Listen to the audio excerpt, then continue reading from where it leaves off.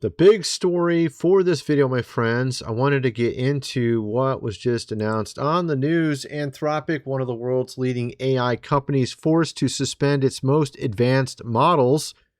Trump administration declared them a security risk, ordered the company to ban foreign access. The AI was able to find thousands of hidden bugs in major phone computer systems like Windows, Mac, Linux phones, web browsers. Many of these bugs were old, some as old as 16 to 27 years old. Human experts had missed for decades. So basically, this is something we talked about. It's like 3 weeks ago. This came out. We talked about this on our channel like 3 weeks ago, or maybe more. It was a while ago. And I was thinking, why are they allowing this AI to be working when it clearly is better than even some of the experts in the industry at finding security holes in Windows and other systems like Linux or whatever? You would think that maybe this thing might not be the best thing to have on the, out free public use or something like that. Now they finally apparently have banned it for now. Stopped usage of it, suspended the most advanced models. Let's just play this clip here. Now to Anthropic, one of the world's leading AI companies, suspending its most advanced models. This after the Trump administration declared them a security risk and ordered the company to ban foreign access. Here's ABC's Christian Cordero. Tonight, one of the world's leading artificial intelligence companies is suspending two of its most advanced models. Anthropic says it received the directive from the Trump administration, citing unspecific national... This is interesting. This is interesting because, why did it take them a month to react to this? You see what I mean? Maybe that's a little slow. That's not really what I would call the best sign in the world, particularly if we get an AI that has, some really, really powerful functions that could easily upheaval the economy or whatever, thing is going on around us. In this case, it has to do with finding security vulnerabilities in operating systems. But the fact is, the reaction time is extremely slow. You know what I mean? You want to be a little bit faster than a month later, right? Why did it take them so long to react to this? Oh my goodness, that's insane. Well, maybe not insane. You know what I mean? It's obviously not good. It's not a good reaction time. You must do it a lot faster than that. You have to be a lot faster than a month later. You know what I mean? I just find that interesting that it took them that long to reply to this whole thing. We talked about it like a month. Was it at least a month ago, right? Found a way to completely, secure server, breaking into locked house, okay. So this is, I think it's talking about a secure server. They actually gave it the functionality. They asked the AI to get into a secure server and it was able to do it. They also set up a simulation where it was put in a sandbox or something. It was able to figure out how to, do a lot of things that would challenge the best of the best, the brightest security technicians out there. This scene from the White House. Check this out.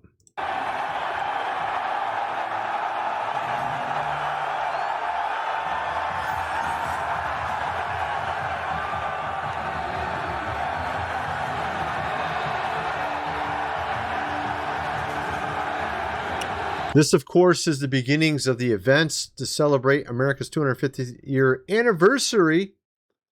And there's going to be a UFC fight night there. Apparently, there's going to be some motocross stunts, a lot of other things. Obviously, you got a massive crowd there. And you can see sort of a difference between what's going on in America and what's going on in Canada and the UK. At the exact same time, we're celebrating America and our freedom. They're doing something over in the UK and Canada I'm going to show you in a little bit. And I saw this interesting post and I pointed it out over my other channel. Jacob Israel, he is here on YouTube, also on X, pointed out a number of strange things. It's apparently our president's birthday today as well. He's 80 years old, while also celebrating America's 250th anniversary. And of course, he was born on a blood moon, which I wasn't even aware of. And he might have just signed a peace deal today, which apparently, I think it happened. Where is that at? I got it around here somewhere. I pulled it up earlier. Yeah, here. I think this is it. Well, this is not it actually, but there's a peace deal that was signed with the Strait of Hormuz or something like that. Let me go pull it up. Right here, deal with the Islamic Republic of Iran is now complete. Congratulations to all. This just came out an hour ago. So what's really weird, though, is Jacob Israel, he's gotten things like this right in the past where he's predicted things. And you have here, he's guessing here, a peace deal signed to honor this historic event, ? He put this tweet out before it happened. And I noticed just a few hours later, actually, I don't know when did he put this out. He put it out today. In the morning. He put it out in the morning. But the deal was signed like about an hour ago. So he got it right. So that's really weird. You can see kind of like a change after America was dedicated back to God.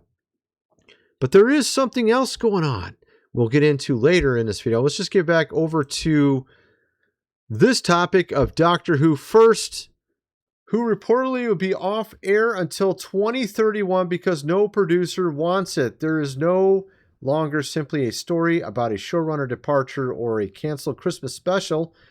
It's a story about how the BBC potentially struggling to find anyone willing to take over one of its most famous properties, which is the TV show Doctor Who, which has had a bazillion seasons.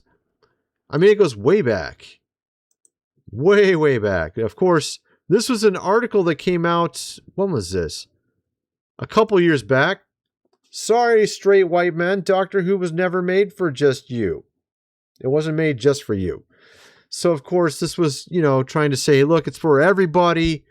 The moment I saw Nakuti Gatwa dancing the night away in bright outfit during the 2023 Christmas special, I knew I would fall in love with this iteration of the Doctor.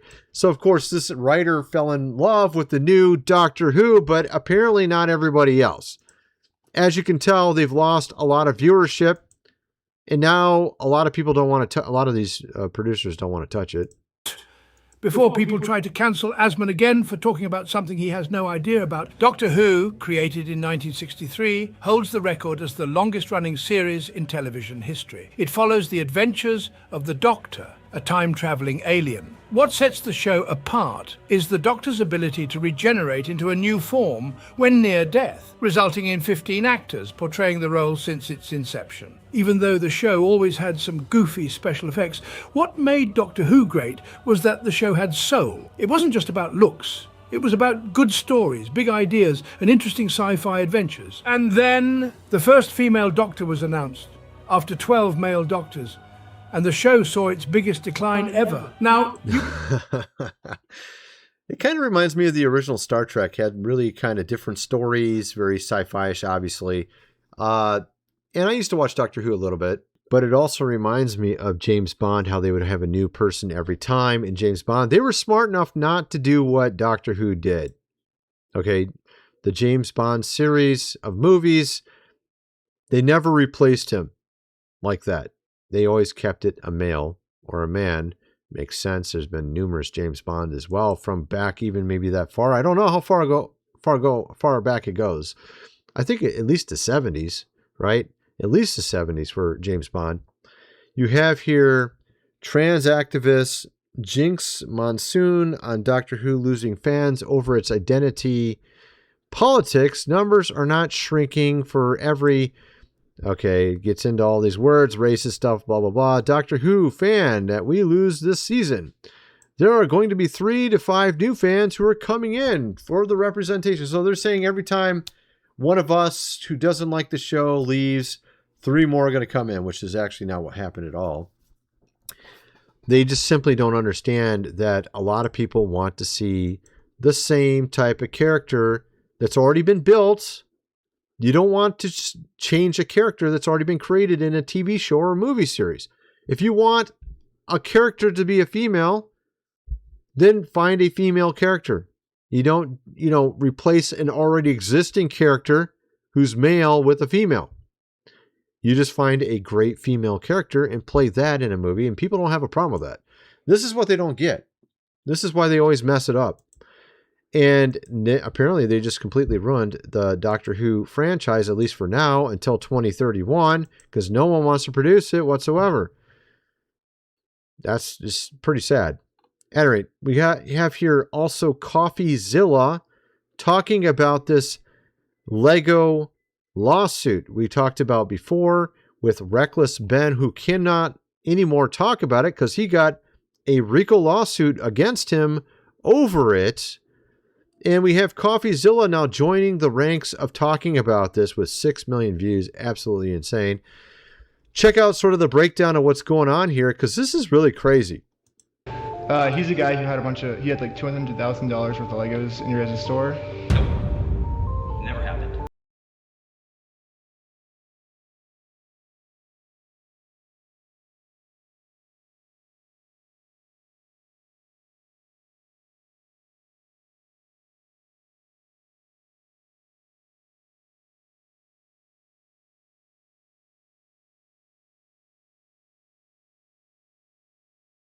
Seems to kind of go missing. Parts of it seem to go missing on November 14th. Well, and I guess no, not at all. I'm going to say, like that is not accurate at all. Because so you think that the collection was in the store at the time or elsewhere? Elsewhere. When you look at Mansell's own words that he reiterated to a podcast last year, he explicitly stated to another podcaster the sets were moved off-site for security. The collection will not be stored on-site after hours for security reasons, and after Sunday, the sets will be available for purchase but stored elsewhere. Now, one thing that's been a big subject of the Bricks and Minifigs kind of story is, hey, there are these off-site locations. Can you address what that is? Is that true? So the off-site location in the letter that that corporate is referring to is the original press release that we released when we were launching the collection.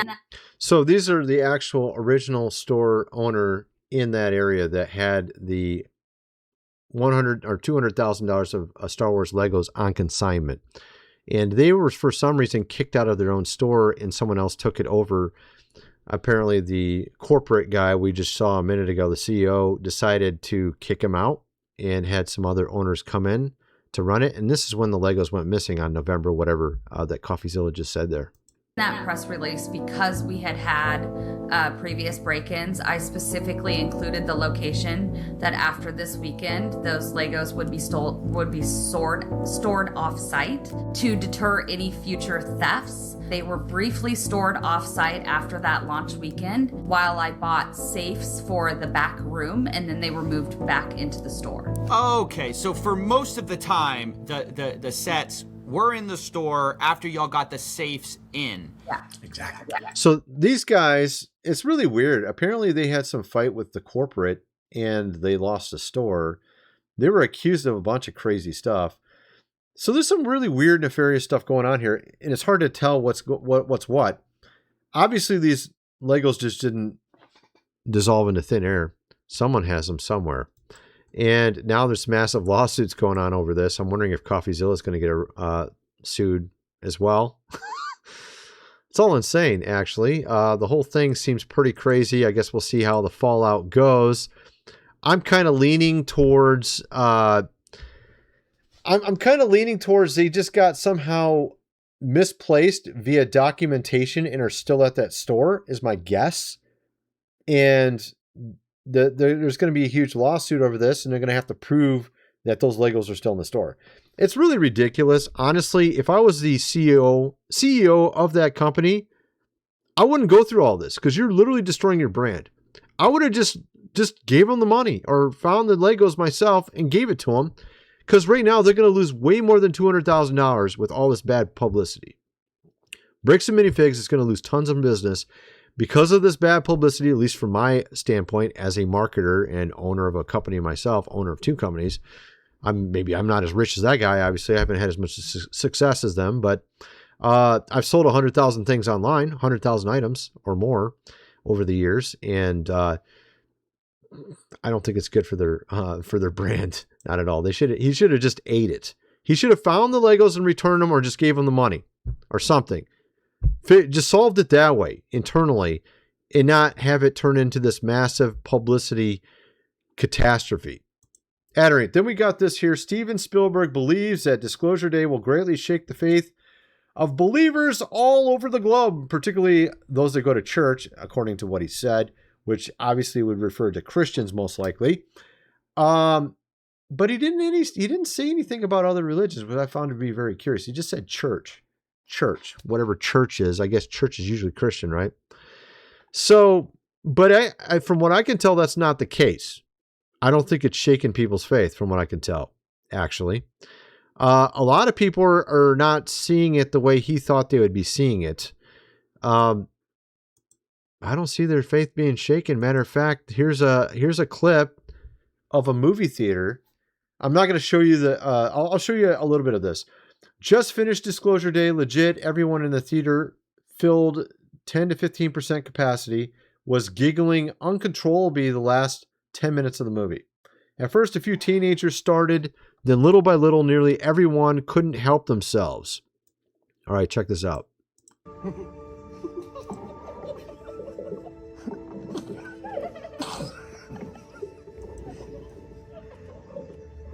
Aliens talking to him or something. I don't know what's going on there.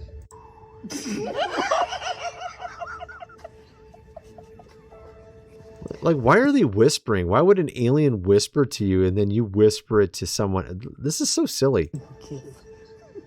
Looking. Okay, so you get the idea. Apparently, a lot of people were not there. I don't think their faith was shaken, dude. Okay, maybe a couple people that are older that just believe whatever. It's so weird. There's a lot of weird stuff to this movie. I covered some of it over my other channel. There's some crazy themes to this movie. There's a nun who has her brain or mind taken over by some guy using alien technology. He puts this alien technology on his head and he can control people's minds or quote unquote possess them.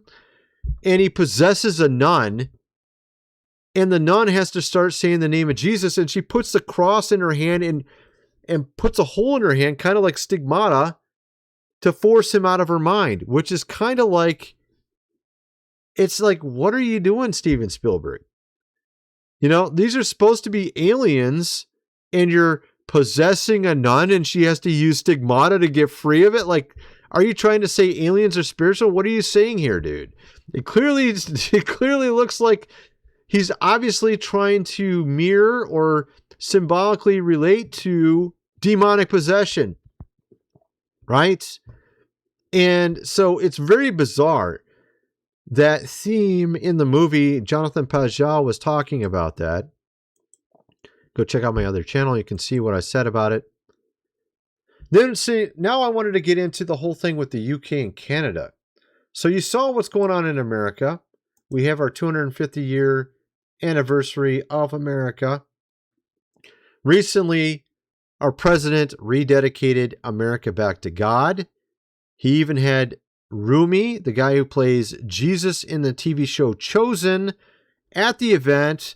You had Marco Rubio very clearly referring to Jesus when we dedicated America back to God, which I believe, it seems to me like our president really did it the right way, dedicated America back to our God, literally Christianity. Okay? And so I feel like that gives God, in a sense, dominion in America to work more because we gave him permission. We dedicated our country back to God. That means God can work in our country. I don't think it's a little bit. I think it is the fact. And that's why I think you're seeing things change in a positive direction. At least it seems like it to me of recent. Now, what's weird is what's going on, of course, in other countries. As I mentioned, we have in the UK right now, this came out today. Under 16s in the UK will be banned from following 10 social media apps. So apparently this is what this guy's saying. Kind of weird. TikTok, YouTube, Snapchat, Instagram, X, Reddit, Facebook, Twitch, Kick, Threads. They can't use any of these? Like, that sounds crazy. Like, I'm on YouTube right now. My kids use YouTube all the time. Like, YouTube is very popular amongst the youth. Like, and TikTok especially as well. Like, what are you talking about? This is insane. Obviously, they don't use Facebook very much. They do use Twitch. I would say Twitch is a big one. Kick is a big one. YouTube, TikTok. Maybe a few of them are on X a little bit. I don't know. I don't know if the girls are on Instagram. I'm not sure. But for the young guys, I know they're on TikTok, YouTube, Twitch, Kick. You know, they're in places like that. Some of them may be on X. I don't know. They're definitely not on Facebook. That's for sure. That's like old man's paradise, right? Or not old man, actually old women. Well, maybe I'm not gonna say old women either, because I remember. When was it when I started seeing all the women going on Facebook? That was like, when was that? It was like 2000 and something, 2000. I don't know. It was like 20 years ago. All the women got on Facebook, right? And guys just got on there because everybody else was on there, but we don't really use it. I don't use it at all, hardly. At any rate, the point is that they can't use these now at all. Why is the government so concerned in UK about these apps? Good question, you might ask. On the exact same time frame, you got Canada doing something very similar. We'll get into that in a second here. UK government is banning under the age of 16 from social media this week. I just showed you the websites. At least that's what that guy's claiming. Formal plan goes to Parliament tomorrow. Culture Secretary Lisa Nandy confirmed today the banning is coming, telling Sky News that tech companies have more than enough time to get their house in order. Okay. You know what I find interesting about this is, why is it the UK government thinks that they have power to tell big companies that like literally serve the entire world what to do? You know what I mean? Like, you're just like one small constituent amongst many on these platforms. Why do they think they're like over them? You're not over them, actually. I mean, they survive outside your country, obviously. Then if they refuse to comply, they should lose their right to market their products to children in your country, that is, the UK. The ban will go further to Australian version in 2 ways. So apparently Australia is joining in on this as well. So you got UK, Australia, and Canada seemingly sort of going this direction. AI chatbots, social media platforms, chatbot element is significant. UK is specifically targeting romantic AI chatbot. I agree with that one. I mean, romantic AI chatbots is kind of weird, you know, especially for younger people. That's really strange. I kind of agree with that, actually. I agree with them on that part. Government's public consultation received 116,000 responses, largest response to any UK policy since the legislation of same-sex marriage in 2012. 89% of parents backed the ban. Greece, France, Indonesia, and Malaysia are all moving on similar restrictions at the same time. Enforcement is the hardest part. To verify ages, the government is looking at using the same banking, credit card, mobile network. Operator checks already used to restrict children from explicit sites. That means every adult on the platform has a hand over financial phone data to prove who they are. So it's interesting because you have to ask yourself about right to privacy. You have to ask yourself about where are the parental rights in this?